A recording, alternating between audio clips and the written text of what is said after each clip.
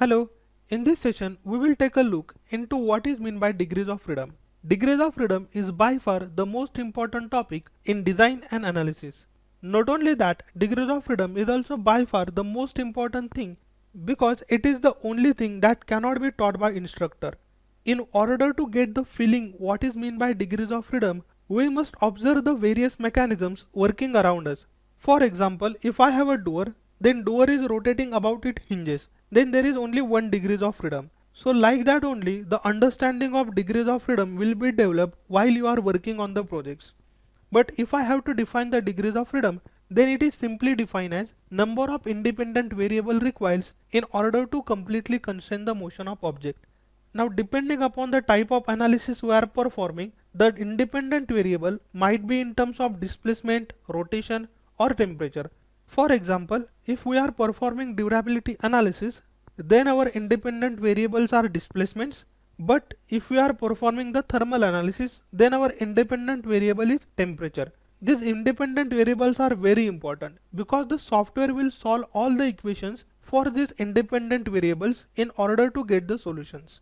If I consider any object in the space, then generally it has a 6 degrees of freedom. 3 translation, that means along x, y, z, and 3 rotational about x, y and z. Let's have a look on those 6 degrees of freedom with the help of NXCAD. I have this simple object, or you can consider this object as a particle, that means single point, and I want to see in how many directions it can be freely moved. So here, let me show it to you. Suppose I consider this object, then here we have x direction, y direction and z direction. Now this object can be translated along the x direction, so this will be our 1 degree of freedom. In similar manner, the same object can be translated along the y direction, that is our y degree of freedom, and in same manner, same object can be translated along the z direction like this. So again this is our 3rd degree of freedom. So x means 1st degree of freedom, y means 2nd degree of freedom and z means 3rd degree of freedom. Same goes for rotation. If my object is rotating about x axis, that is our 4th degree of freedom. So this is my x axis. If I have to rotate about x axis, I can just grab the handle and you can see x axis is stationary and object is rotating about x axis. Let's have a look onto 5th degree of freedom, that is rotation about y axis. So this is my y axis. It will look something like this. And last we have 6th degree of freedom, that is rotation about z axis. So you can see this is my z axis. Now to have the rotation, I can simply rotate the object like this. So these are nothing but degrees of freedom. So always remember, first 3 degree of freedom, that is degree of freedom 1, degree of freedom 2 and degree of freedom 3, they are translation along x, y, z respectively, and degree of freedom 4, degree of freedom 5th and degree of freedom 6, they are rotation about x, y, z. It does not matter which software you are using. This notion will remain the same for all the FEA softwares. Let's understand the degrees of freedom concept using the coordinate system. Now here I have x coordinate, y coordinate and z coordinate. Now keep in mind this x, y, z, these notations are arbitrary. What I mean by that is, for example, instead of z over here, you can say this is my x coordinate, this is my y coordinate and this is my z coordinate. That means you can change the orientation of coordinates. Here along the x I have the first translation degrees of freedom, which is also called as 1st degrees of freedom. Along the y I have 2nd degree of freedom, which is translation along y, and for the z I have 3rd degree of freedom, which is translation along z. 4th degrees of freedom is nothing but rotation about x axis, 5th degree of freedom is nothing but rotation about y axis, and 6th degree of freedom is nothing but rotation about z axis. Just to tell you how important the concept of degree of freedom is, here I have the 2 problems. Here you can see I have this beam and at the center of beam a load has been applied.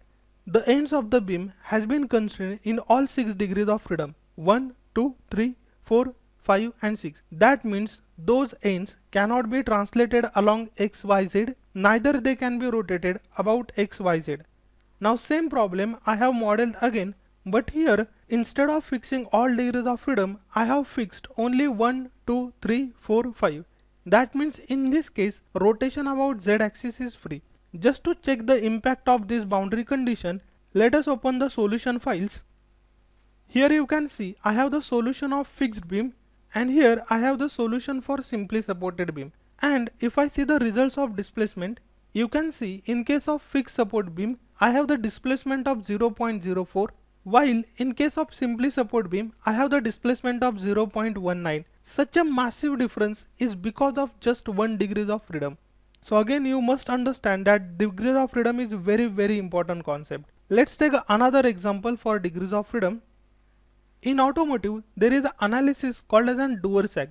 In that analysis, what we basically do, we will fix those locations where door is connected to the BIW through the hinges, and at this location we will apply the load.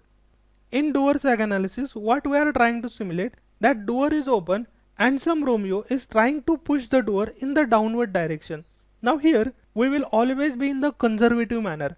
For example, at this location we will apply the load, but at the same time we will apply the boundary condition over here. We will basically tell the hypermesh that this particular point will not be able to translate along X and along Y direction. That means whenever person will try to push the door should not be moved. It has been stuck at the same location, and we will apply the vertically downward force, and we will make sure that door will be displaced in vertically downward direction only.